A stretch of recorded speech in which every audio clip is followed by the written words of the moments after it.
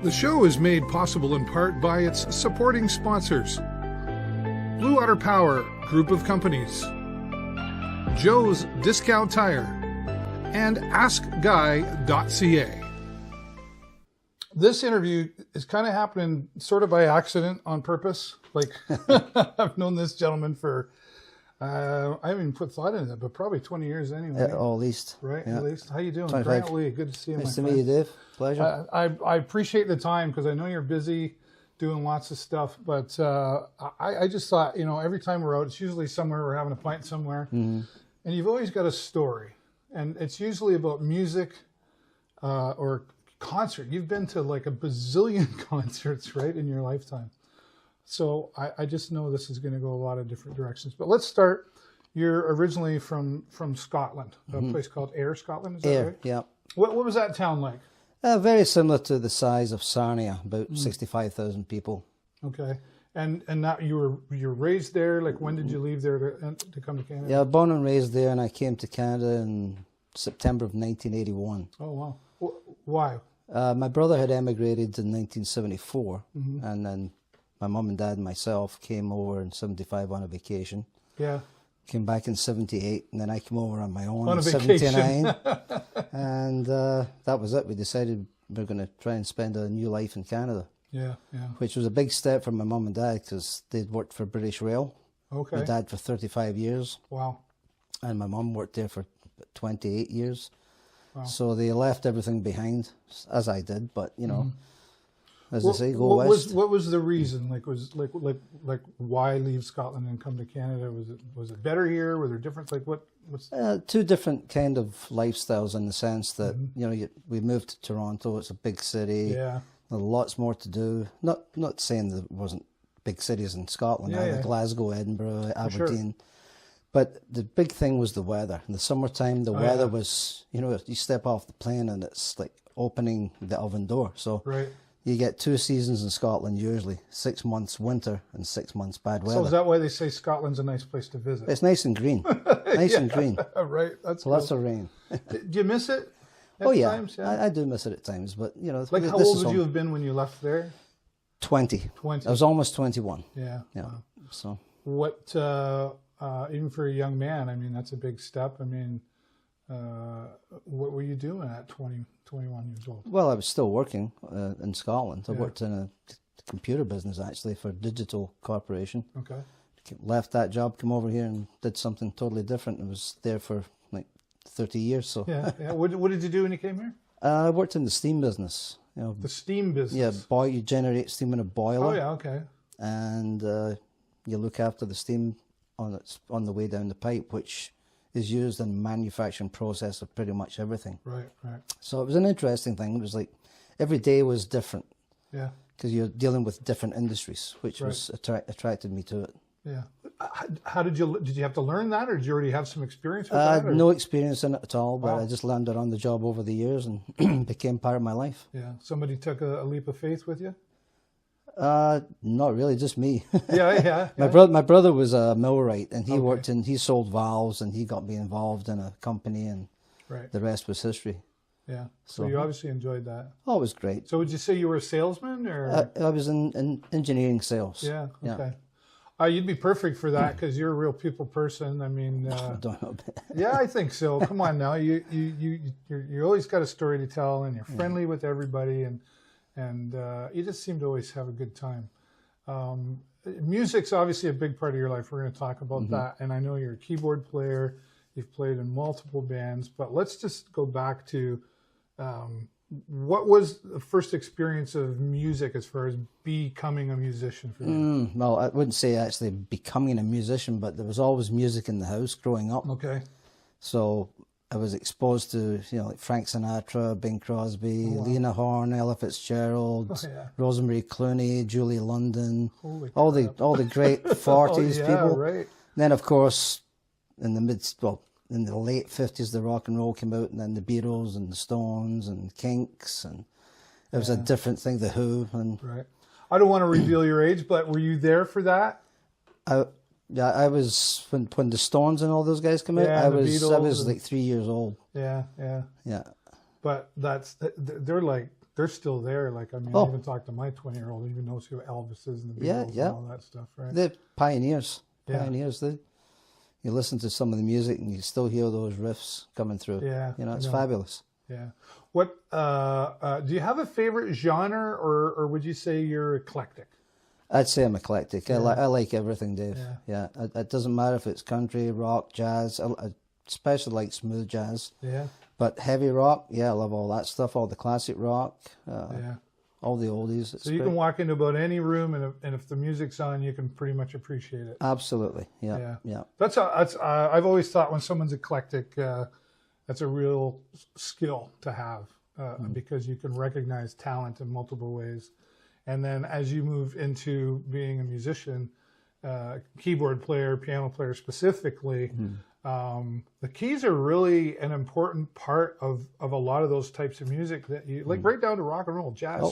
It fits in everywhere, doesn't it? Pretty much, yeah. There's a little riff here and there, or they could throw in some classical. Like the bands like Kansas and Boston do a lot of the classic riffs. But and then with the invention of, you know, your Leslie organs and your Hammond B3s, they really projected the sound, which I was attracted to. Guys like Keith Emerson from Emerson, Lake and Palmer, and Rick Wakeman from Yes. I thought, I want to be like these guys, you know, like Tony Banks from Genesis. And it just, from playing classical music, I heard these guys play, and I said, that's something I'd be really interested in trying to learn. Not that I can emulate those guys, because they're on a different level. But I know what you mean. It's more than just learning to play the keys, though, right? It's that specific sound. And Boston's a great example of that. You know, long. What am I saying? Foreplay, long time, or whatever, that kind of thing. And so those sounds do. And I know you've got a digital keyboard too, but is there anything? Does it beat the original? You know, like you got the spinners and the organs and everything. It's a close replication, but it's not close, if you know what I mean. It's Is there a feel in the keys too? Yeah, you can, you know, you can hit the keys harder and it resonates the sound, or lighter, just like a piano. Yeah. With your pedals, your sustain pedals. Yeah. But the whole invention of electronic keyboards revolutionized pretty much every band. Yeah. Everybody plays, you know, something that's off the wall. Yeah. In essence, you know. Yeah. How did you learn to play keys? Oh, well, I started piano, and thank you, Mum. God bless you. Back in '66, piano lessons were 10 lessons for £6. 10 lessons for £6, so which would be about 12 bucks at that time. And that was a lot of money. Oh, there was a lot of money back then. That could have been like 2 or 3 days worth of groceries at least. So thanks, Mum, for that. And you know, and I took that for a while. And did she decide that, Grant, you're going to learn to play the piano, or was it something you said? I think I want to do that? I'd like to play the piano, because listening to like the big bands, you know, Bing Crosby and those kind of guys, there was always a piano there, like Oscar Peterson. Like I loved that sound, and started off just, you know, playing the basic notes, and then you progress into your scales and everything else. But I love the sound of it, so by ear I can pick things out. So it was kind of segued me already into my next question. You read music, obviously, because you took piano lessons, the theory, but I know I had a piano teacher, and she said, close the book and just play by ear. And I was way better at that. Yeah. You do both, though. Yeah, but I haven't read music or played by music in a long time. I mean, I do have stacks of classical music and actual books of, you know, Elton John, Billy Joel, all those guys. But I can play better with my ear. But when I really have to do something, I'll look at the music and pick it out, right? Yeah. It's a lot of work to learn a song, right? It is, yeah. You know, we were saying before we started the camera that so much effort goes into just starting on learning the song. You know, you listen to YouTube, and maybe you read some music. Is it a combination of things that you do to learn that song then? Well, when we learn a song, we all agree on a song. Everybody goes and practices their part. Oh, okay. And then we go to practice, and, you know, 9 times out of 10, it's not there. It takes a couple of weeks. Sometimes you get it in the first take, but it's once you get the bass down, you start working on the dynamics. Yeah. To try and make it sound full. And every band out there will tell you the same thing. Yeah. And it becomes a labor of love. Are you, I don't like using the word perfectionist, because perfectionists are never really happy, but you're very particular, like that sounds great, but we can do better kind of guy? Yep, I'd say in a sense that way, but there's some songs you can't replicate to the T, because we're not on tour, you know. You're not those guys. Doing a North American tour or, you know, going down to Florida. But we have fun with it. It's just fun. Yeah. It's therapy, really. Right. And it's seeing smiling faces when you're playing. You're bringing something to the table for them. And we really appreciate the guys that come out and see us, because without you guys... It's true. Without the fans, I know it's cliche to say. We wouldn't be doing it, right? You know? Yeah.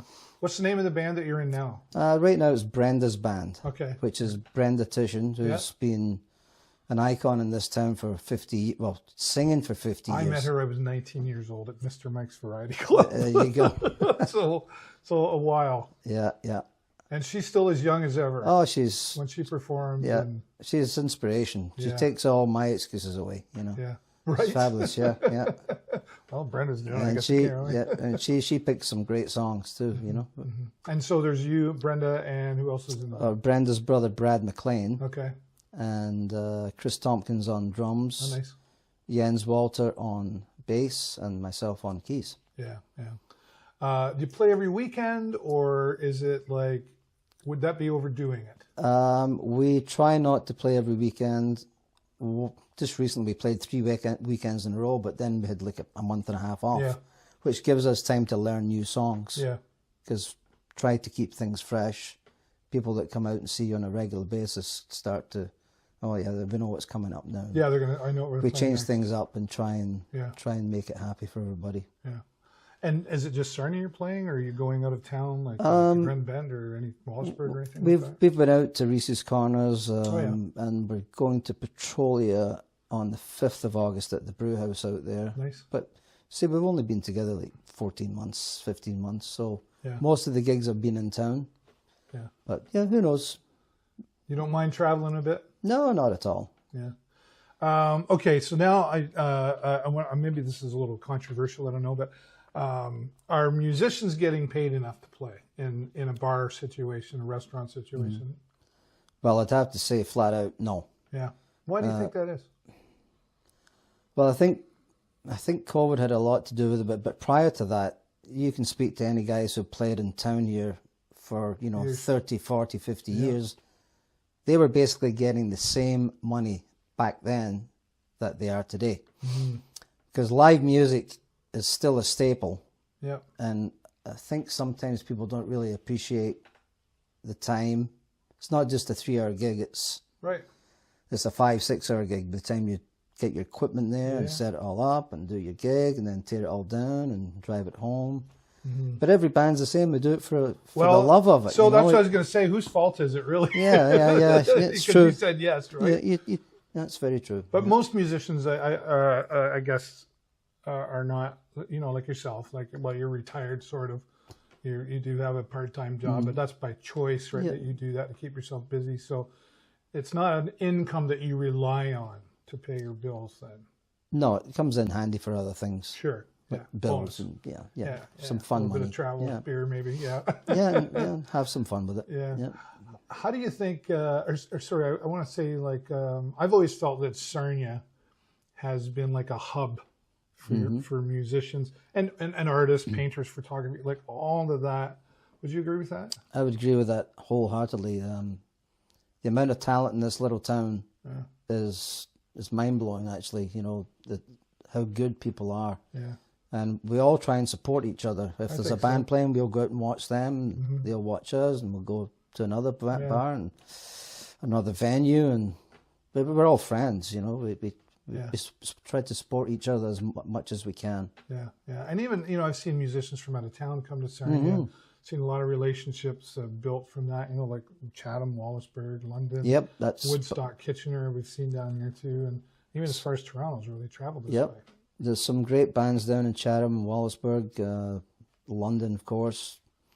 But the amount of talent in this little town on its own is everything from jazz to blues to rock, classical, you know, the orchestras, the Imperial Theatre. Yeah, they bring some fantastic shows to town. Yeah. I wouldn't want to ask you which one stands out, because I was asked that question the other day, and I was like, geez, I don't know which one. If I could pick a favorite, you know, like, because they're all so talented, but in each really, it doesn't seem like anybody's copying each other. You know what I mean? Nope. Like sometimes you get like, No More Mustang Sally, thank you, yeah. right? But I remember years ago, well, those bands sounded familiar, but I can't really think of anyone here that sounds the same as another. Right? They're all different, because we're all using different instruments in the sense that different guitars have different sounds, different keyboards have different sounds, vocalists have different voices, but they try to emulate the song as best they can. So, Do you try to recreate the song as close to the original as possible, or some people like to take the song and make it their own? If we can't do it like the original, then we make it our own. Okay. Yeah. So it's this way and then this way. Yeah. Yeah. Okay. And that gives a different take on it as well. 100%. And a lot of bands do that, and you go, hey, that sounds really cool. Yeah. Yeah. It's refreshing. Do you do any of the singing, or are you just on keys? No, I do a bit of singing as well. Singing and a few lead songs and harmonies, and then the keys and harmonica. Yeah. So is there does each, so you've got bass guitar, lead guitar, and then Brenda's singing and you're on keys. Do you try to find songs like, okay, this song's really going to emulate the guitar, this song will really show off the keyboard player? Is that part of the process of choosing a song to learn? Yeah, everyone would bring songs to the table. And I'd choose a song, say, hey, Brenda, this song would be, I think this has got your name all over it. Right. But then a couple of the guys go, nah, not doing that, right? Right. But then things go round and round. We all reject things, and people say, this sounds good. Let's stick with this one. Yeah. And there's millions and millions of songs out there. You could never run out, right? No, I mean, no. Especially with all those kind of instruments in there. Is there a no, we're not doing that, and then is there sometimes a hard no, like nope, not even trying that? Both. Yeah. And obviously it's important that you all get along in a band. Oh, you know? Like do you give each other a hard time and make some laughs? And it's mostly laughs. Yeah. It's very rare that people get ticked off. Yeah. And we're too old for carrying on and dramming games. You know, are you a prankster? I can be. Yeah, I've heard that. Well, there's a few pranksters in the band, actually. Yeah. Can we name them? Well, one guy plays an instrument that begins with B, another guy plays an instrument that starts with D. They're kind of pranksters. Yeah, they're good lads. So you got to keep your guard up, do you? Oh yeah, it's a lot of fun. And does Brenda, is she the boss? Does she keep you guys all in line sometimes? No, we've all got equal share in what we decide to do. There's no egos. Yeah. There's no place for it. Yeah, that's right. It's fun. It's if you were to pick a song, you said that you thought for Brenda, this has got your name all over it. What song would that be? Can you name one? Well, it would be a female vocalist. I mean, we do some Pat Benatar and Fleetwood Mac and Pretenders, but recently we're doing the one by, it's an old Leonard Cohen song, First We Take Manhattan, but it's covered by Jennifer Warnes. Oh yeah, I didn't know that. And Brenda was the original. She suggested that about 6 months ago. And then finally we got together a month ago. We'd all learned the song, because I always loved that song. And we got it together basically on the first go. Yeah, just clicked. One of those songs, yeah. Yeah, it feels, you just come off, I know you're an emotional guy too, and I mean that in a positive way. I mean, I could just see you going that was, like you would jump right up and go, yeah, we nailed that. Sometimes you just look at each other and you don't say anything, but you just smile. No way. You go, that was okay. Yeah. Yeah, right on. We got to keep that in the mix for sure. And then the songs we drop because they become, let's not say old, but they weren't really meant to be there in the first place. But but you can always fall back on those. Yeah. And every band's got a list. As long as their arm, right? Yeah.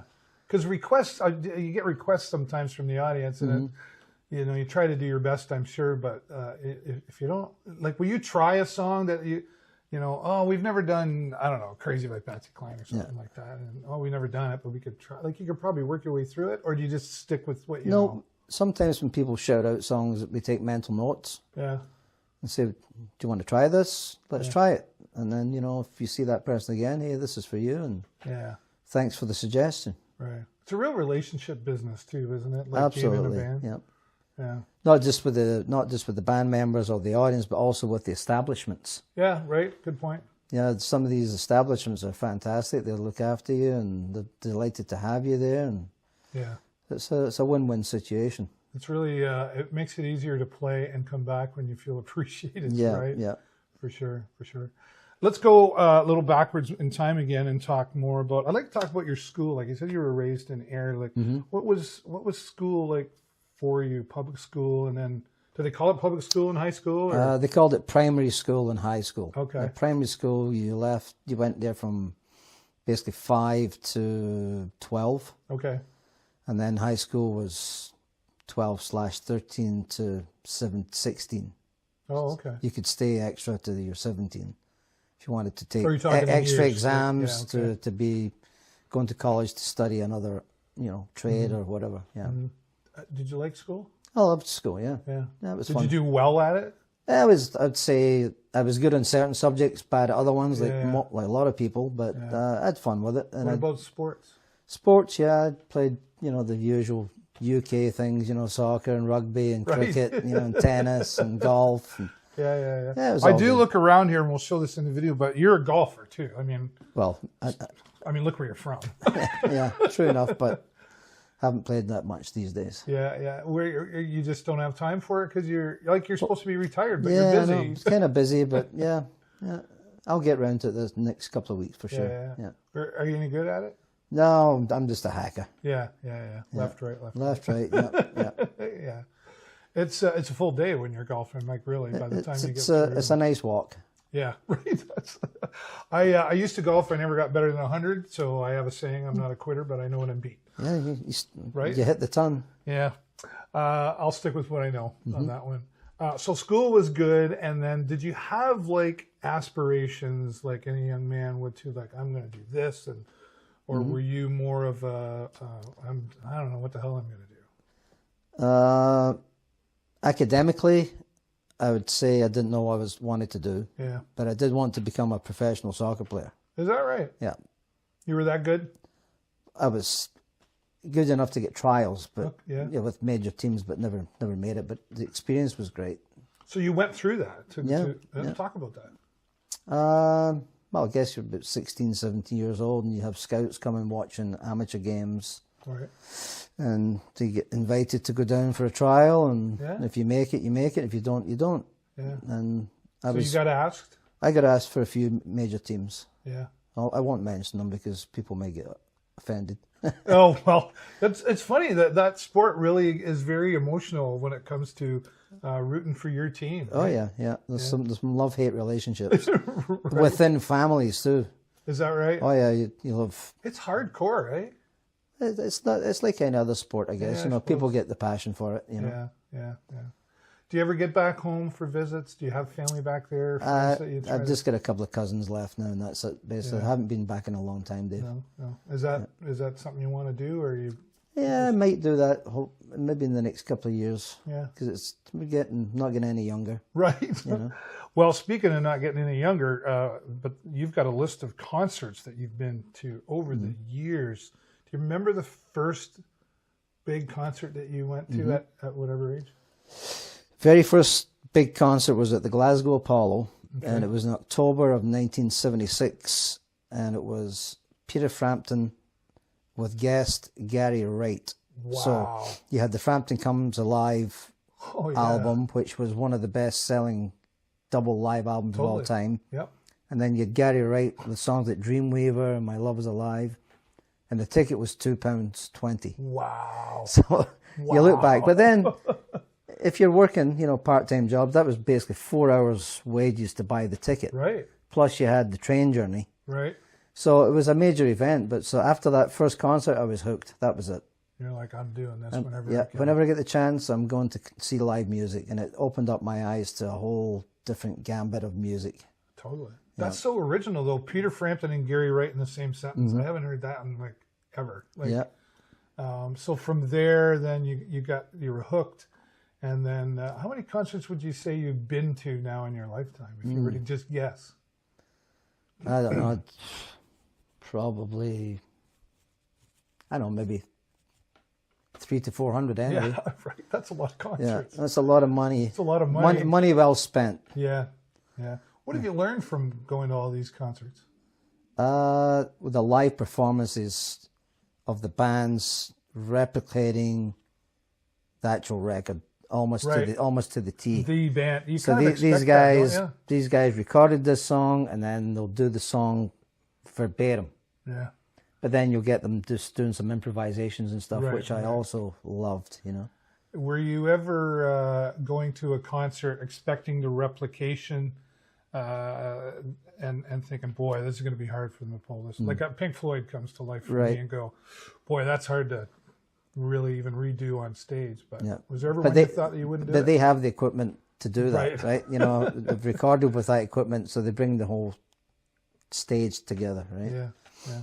Was there ever one you thought, wow, I don't know if they can pull this off or not? When you're like on your way to the concert, you're like, wow, I'm not sure. That's a good question, Dave. I'm sure there were a couple, but I can't think of any right now. And you don't have to say the names, obviously, we don't want to be negative, but were you ever really super disappointed? Like you went and you're like, that was a bummer.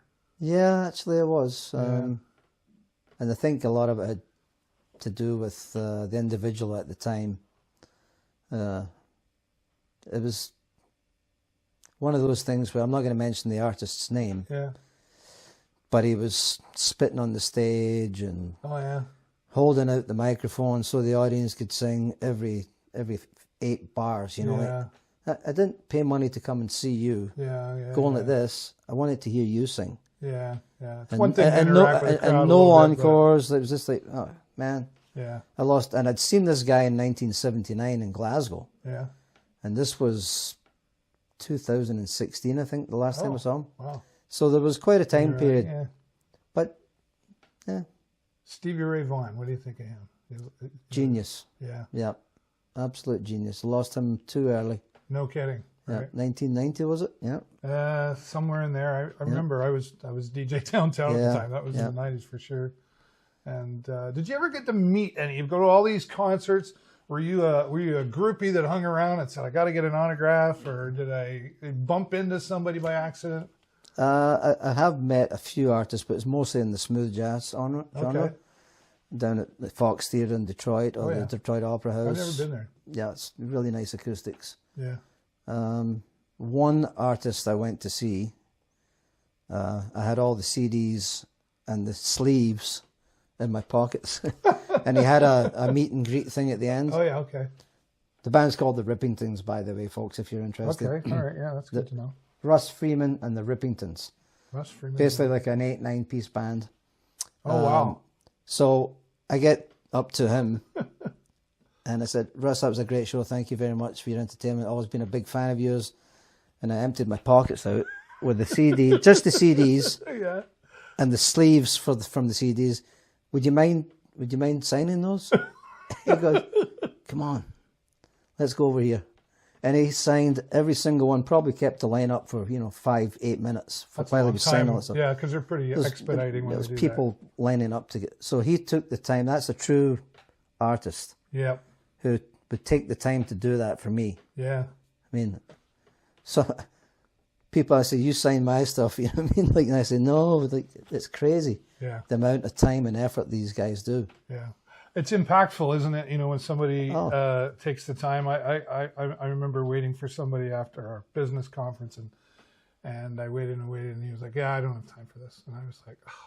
Like if he'd have said, I'm late to catch my plane, here's my card, call me or something like that, or here's my publicist, we'll take care of you. That's okay, but that you've never forgotten that. No, that was a memory that'll stick with me forever. Yeah. Amazing. Have you ever had the pleasure of playing on stage the keyboards with someone like a big artist that, because sometimes those things happen, Have you ever played with any artist that you went, wow, did I ever just rock that out with that person? No, but I can't say I have jammed with great musicians in this town. Yeah. That's a lot to me. That's true. That's true. Yeah. Good for you for saying that. That's really cool. Do you plan to keep it the size that it is right now, or do you ever go, well, can we add in a this or that, or? I think the logistics, the way things are right now, Dave, is that 5's probably the maximum. Yeah. Because you mentioned earlier about the fees you get paid these days. Well, if you've got another person, you have to add that into the factor in that to the whole gig, and you know, who knows? Someday it may happen. Yeah, you never know. Yeah. If we're still around. Right. Name another. Can you give me your top 3 concerts? Top 3. Ooh. Wow. That's actually a good question. I would have to say Genesis in 1980 was a really good one. Oh, wow. Yes, in 1977. Ooh. And Rush I've seen twice. That was in 76 and 78. Yeah. They were fantastic too. Yeah. There's some other concerts, of course. I can't remember them all right now, but everybody's got a favorite concert. Totally. And everybody's got a favorite song, regardless of the style of music, because that music stirs people's souls. Mm-hmm. It hits a chord with them, right? Yeah. And I don't care if it's rap or country or rock or classical or jazz or hip hop, whatever it is, or classical. That strikes something inside a person that just makes them feel good. Yeah. And that's the wonderful thing about music, Dave. You know that yourself. Every musician in town knows that. In many of the interviews when I talk with musicians, entertainers, we often say it's a worldwide language. Mm-hmm. You play the music without the words. Forget the words. Yeah. And it's like first dance, first kiss, whatever, right? You know, and or sadly reminds us of a loved one, or there's just so much that goes into the mix. I've always been amazed because I'm not a musician. I was a singer, right? You know, and karaoke guy. Yep. Played a little bit of the piano. But I've always just been amazed at how 2, 3, 4, 5 people can play an instrument in sync, and it sounds like something. Yeah, like the timing alone I would think the timing, aside from the skill of playing the instrument, timing would be probably one of the biggest keys in all of this. Well, when everybody comes together, because if you don't, it sounds not really good. Right. So it's you noticeable. And you know, you're going to make mistakes during the night, and people really don't care unless it's really bad. Yeah. But you know, you're going to miss notes here and there. Each musician, you know. Yeah. Or somebody, you know, you forget the words. I forget notes. Forget chord. Just keep going, Mr. right? Tom, like, you know. But for the most part, we try and make it as best as we can every time we play. I bet you could write a book on the concerts you've been to, and never thought about it. A memoir or something like, because your memory too is really great about it. It's not even just I went and saw so and so. It's like it was October '78 on this day, and it was. Well, that's funny you mention that. Like you're just so good at that. Yeah, it's funny you mention that because there's another one, July of 1979, Supertramp at the CNE Stadium in Toronto. Oh wow. Jean-Luc Ponty was the opening act. I was on vacation at that time. I'm going to that concert, right? It was great. Yeah, it's funny you remember that stuff. Yeah. Well, and that's the impact side of things too, right? You can remember the good and the bad, I guess, right? Mm-hmm. You were talking about Rooster, I think, the last time I ran into you. Yes. And there was something special happened there. Yeah, the band is called Brass Camel. Okay. And my good friend that owns the place had invited me out to see them from Vancouver, BC, and they were fabulous. 5-piece band. Mm-hmm. The lead guitar player, when he was 11 years old, played on stage with Les Paul. Right. So we're talking world-class musicians here. Totally. All of them were world-class. And they were rock, or they were like, what were they? It was like a combination of progressive rock, which would be something like Genesis, Yes, Brand X, and then you'd have like fusion, funk, and jazz all blended into it. These guys are on a different level, and I wish them all the success. Really nice fellas. Are they a new band that's just starting out? Relatively new, yeah. I think they've only got 2 albums out, so yeah. But they're paying the dues. They're traveling all the little towns like Sarnia, and you know, all these artists start somewhere, and they pay the dues, and travel across Canada into the States. That's what it takes, right? Yep. A lot of exposure. We were downstairs in the music room. We'll show that on here as well. But I've got a huge CD collection, but mine's this big now compared to yours. CDs you've got 45s. You had a stack of 45s, record album LPs, DVDs. Are you the guy that wishes everything was still on record? Absolutely, on yeah. vinyl? I like vinyl, yeah. Yeah. What is it about the vinyl compared to the CD? Yeah, it's just a different quality of pressing, I guess. But, you know, as I say, Dave, I have spent a fortune on 8-tracks. Oh, yeah, right. Cassette tapes, CDs, keyboards, DVDs, and the rest I spent foolishly. Right. That's okay. There's a lot of us there with you, pal. There's a small investment there, but yeah, they'll pass on to the kids, you know. I want to ask you about a keyboard player that we know unfortunately passed, Dave Grennan. Mm-hmm. You played with him. You learned from him. Yep.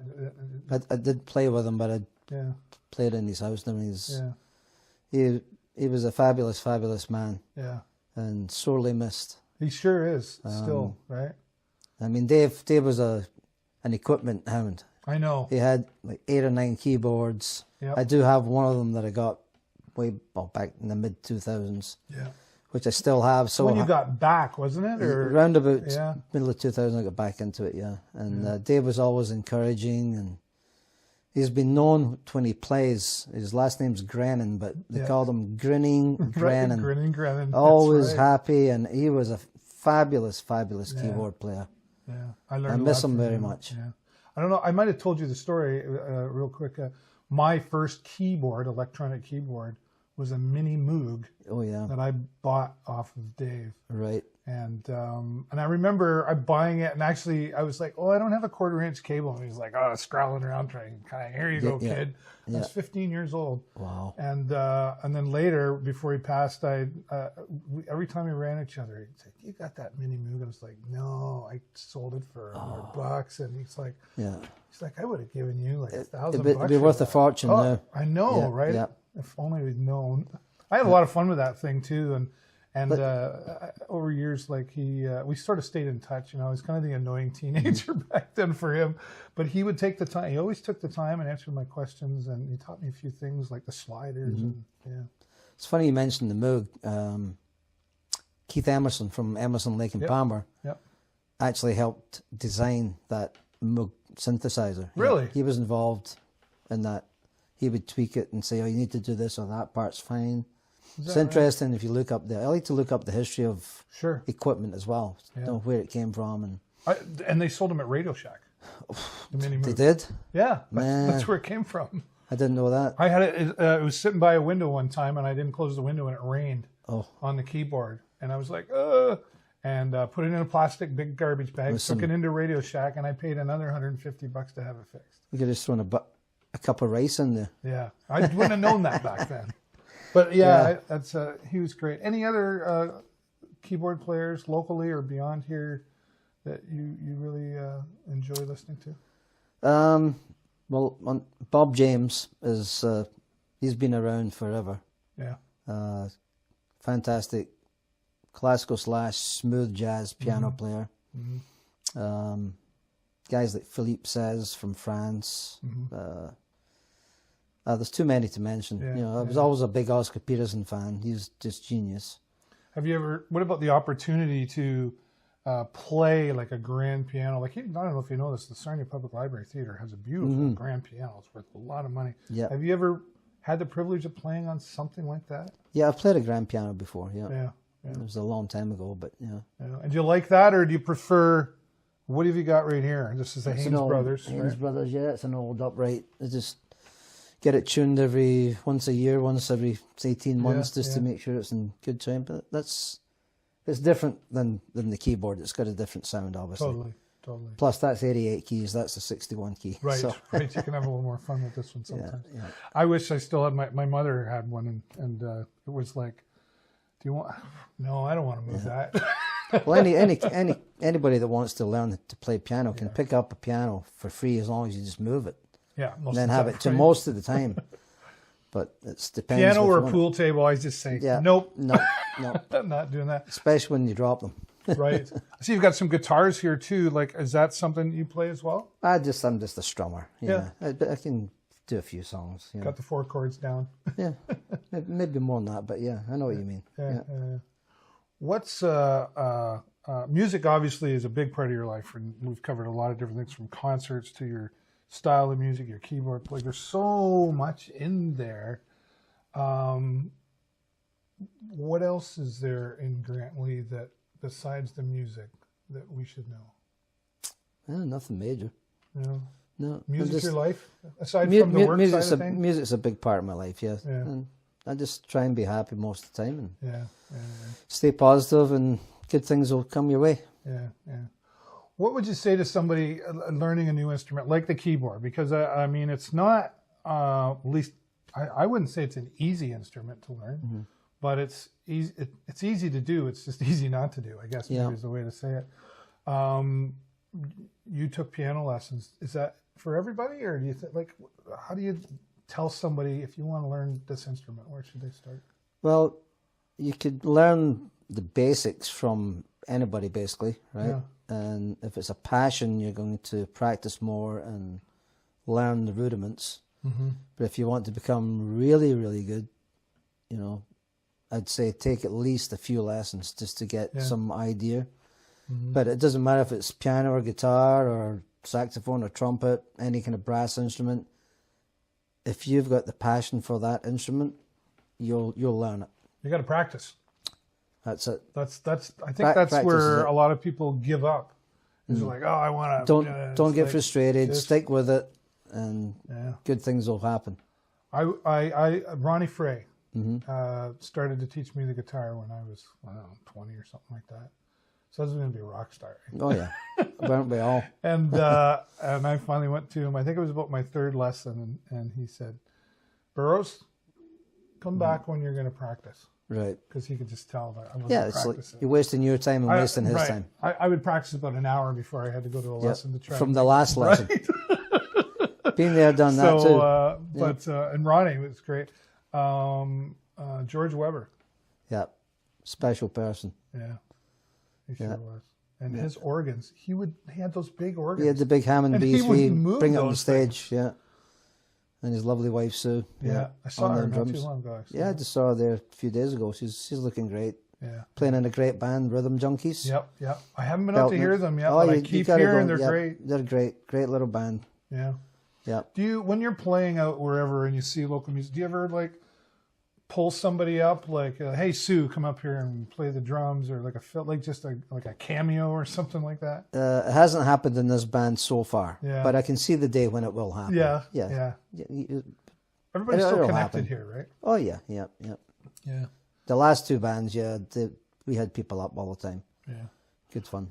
Pandemic, the P word, I call it. Was that hard on you? I mean, music-wise, it was hard to connect, obviously, but did you make your way through that okay? Oh, yeah, I made it through it. Actually, I listened to a lot more music. Yeah. Because you're not going out anywhere. Right. So nowadays you go on YouTube or whatever, and that sounds interesting, and opens up a few different channels. Yeah. So I found it very beneficial that way. Yeah. But yeah, glad the whole thing's over. No kidding. Kind of a forced break. Yeah. Yeah. So did you learn more? Did you practice more? All that stuff. Yep. Yeah. Yep. Yeah. And so I would say music's probably what helped get you through that. Yeah, and most professional musicians practice more and brought out albums already for when it was over. So they put the time to good use. They utilized as much as they could. Yeah. Well, it's so different now too, because and no takeaway from like Mike Mackay's, who has a wonderful studio, and Adam Miner, and all those guys are around. I mean, you can get some software and do your thing, but there's still something really to be said, though, isn't there, for going in the studio and recording? I would say so, yeah, but I've never been in the studio to record, so no. I was just going to ask you. So I wouldn't really know. Why not? Just never thought about it, really, or been asked or had the opportunity. Okay. So. Do you write your own songs? Do you do any of that? On occasion, yeah, I've got a few, but Nothing we're going to hear? Nothing that's going to hit mainstream tomorrow. You know? Right. But do you ever play them? Do you ever throw those in? Like if somebody in the band says, hey, I got a song. No, we don't do originals. No. We don't do original songs. Just covers as best as we can. Yeah. People want to dance. People want to hear stuff. But they want to recognize what they know. Yeah. There are bands in town who do record their own stuff and go on tour. So all the success to them for doing it. You know, it's a commitment, and they've put the time and effort in, and that's what you appreciate for these guys. Yeah. You never did that. You never did the tour. No. Did you want to, and the timing just wasn't right, or you just went with? It would have been nice, but really, I'm not on that level with other guys in that sense, and also having 3 kids. Yeah, I was going to say, I haven't even talked to you about family yet. How many children do you have? I got 3 daughters, Yeah. Are they here in Sarnia? 2 in Sarnia, 1 in Ottawa. Okay. Yeah, all girls. And what are they doing these days? They own their own little business. One owns a little, cleaning business, and the other one's retired from other things. Yeah. And the other one works in the kind of healthcare sort of thing. They're all doing good, Yeah. So you get to see them, they get to see Dad, and get to see the two that are in Sarnia, and the other one I'm probably going to drive out to Ottawa in the middle of July and surprise the little one. Yeah, surprise. So, don't watch this. Have to do it. And is there music in them? Oh, they all love music. Yeah. Do they play? But do they play? The middle one plays a little bit guitar and keys. The other 2 don't play anything except the radio or CDs or YouTube. But they appreciate it. But they all appreciate it. They ever come out and watch Dad play? It's been a long time, but they haven't been out to see this band yet. Yeah. Because they've got young kids too, right? Yeah, sure. So they're busy. Yeah. So how many grandkids then do you have running around? 5. Yeah. Yeah. So you spend time with them too? 3 are here and 2 are in Ottawa. So I don't get to see them too often.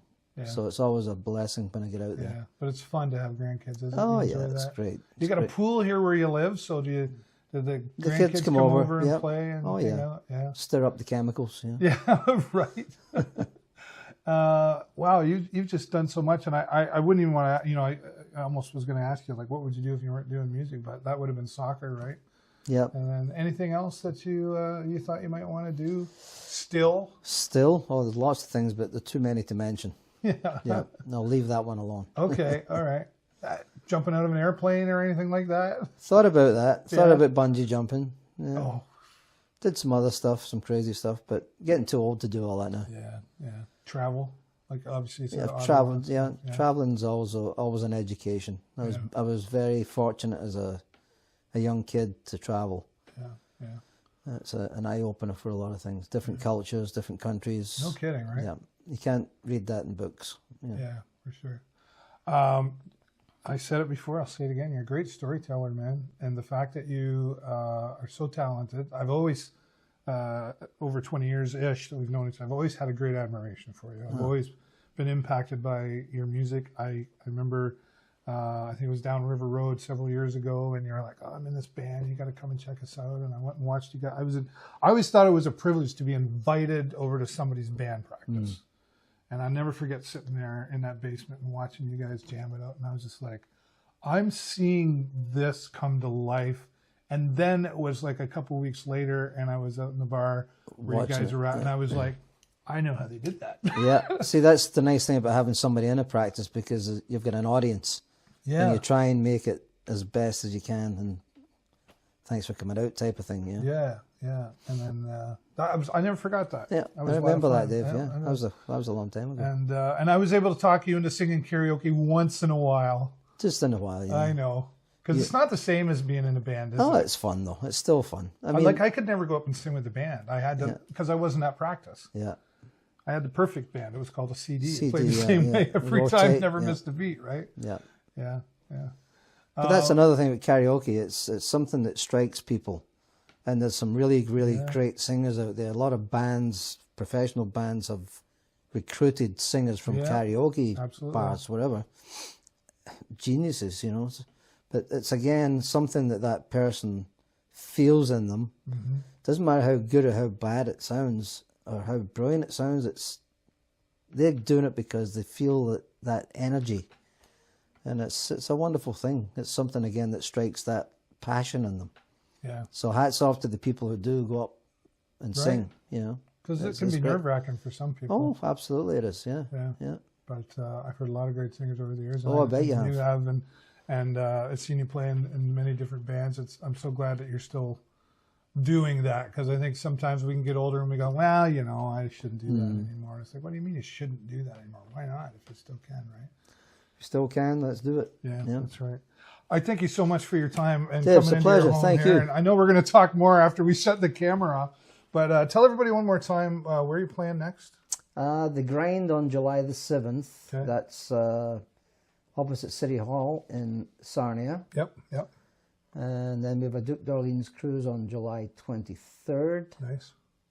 And then we're out in Petrolia at the Black Gold Brewery on the 5th of August. All right. We'll post those dates down in the comments actually, below. the Duke d'Orleans is sold out. It is? Yeah, it's sold out. That's the first one. It's got to be a few. There may be some. There may be some. But who knows? It's great to be back on the Duke. I've been on there a couple times already this year. Well, thanks so much for watching, everybody. I say so at the end of every one, click the like and the love button, but the most important button you can click is the share button, so we can share my friend Grant's story and all the other people that I'm interviewing here in our community. Thanks for watching, everybody. As always, that's all the time I got for you this week. Have a great week. And thank you, folks. weekend. Yeah, thank you, Grant. Thanks, Dave. You're a pro. Appreciate it. Right on. Thank you.